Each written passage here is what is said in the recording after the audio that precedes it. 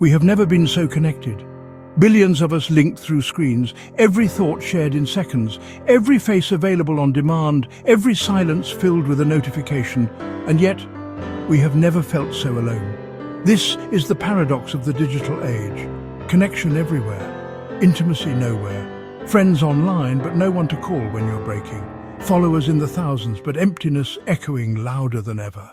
We scroll endlessly, hoping that somewhere inside the infinite feed we will find relief. But what we are really chasing is not connection, it is dopamine. Every ping, every like, every new post, a drop of dopamine, tiny bursts of chemical pleasure engineered to keep us hooked. Dopamine on demand.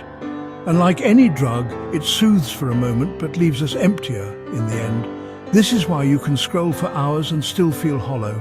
Why you can have endless conversations online and still feel unseen. The system is not built to nourish your soul. It is built to capture your attention, and it does so by feeding your brain shallow rewards while starving your heart of what it truly craves. Real connection, real intimacy, real presence. Digital loneliness is not the absence of people, it is the absence of depth. It is the quiet grief of being surrounded by noise but untouched by love. We think we are choosing this, but the truth is darker. It has been designed. Algorithms know how to exploit our biology. They know our need for validation, our hunger for distraction, our craving for comfort. And so they deliver. Not enough to fill us, just enough to keep us chasing. This is why loneliness grows in a hyper-connected world, because we are trained to replace intimacy with stimulation.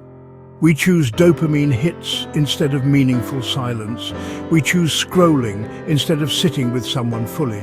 We choose the illusion of connection over the vulnerability of real presence. But the cost is devastating. A generation drowning in anxiety, sleep fractured by endless checking, attention shattered into fragments, souls starved of depth. So how do we begin to heal? How do we break free from the loop of loneliness and instant dopamine? The first step is honesty. Admit what you already know, that the scrolling is not making you less lonely, that the hits of dopamine are not making you happier, that the hours spent online are not bringing you closer to yourself. The second step is substitution, not just subtraction. If you simply turn off the screen, the emptiness will scream louder. You must fill it with something real, a walk outside, a meal with someone you love, a journal page filled with your own words, a minute of silence where you feel your breath again. These are not glamorous. They are human, and humanity is what heals. The third step is relearning patience, because dopamine on demand has trained us to expect everything instantly, comfort instantly, answers instantly, connection instantly. But real life does not move that way. Love takes time, trust takes time, healing takes time, and presence only reveals itself when you are willing to wait. Patience feels uncomfortable at first, silence feels unbearable, slowness feels like failure. But this is the detox. This is the nervous system relearning how to exist without constant stimulation. And the reward is freedom. When you no longer crave dopamine on demand, you rediscover the joy of subtle things. The taste of food, the sound of laughter, the comfort of a hand held in stillness, the beauty of being here without needing anything more. Loneliness does not vanish overnight. But when you replace artificial connection with presence, it begins to soften.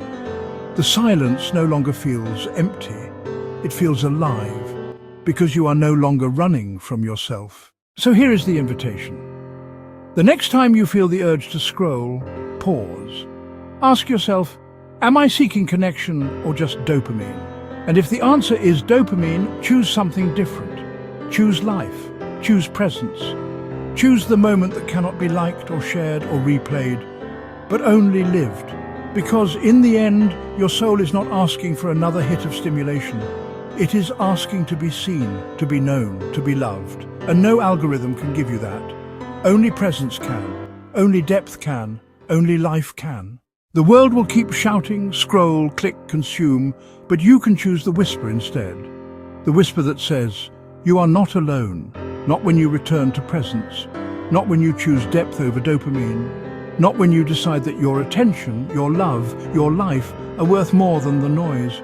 Alone in the scroll, we grow empty. But in stillness, in patience, in presence, we remember we were never meant to live on demand. We were meant to live alive.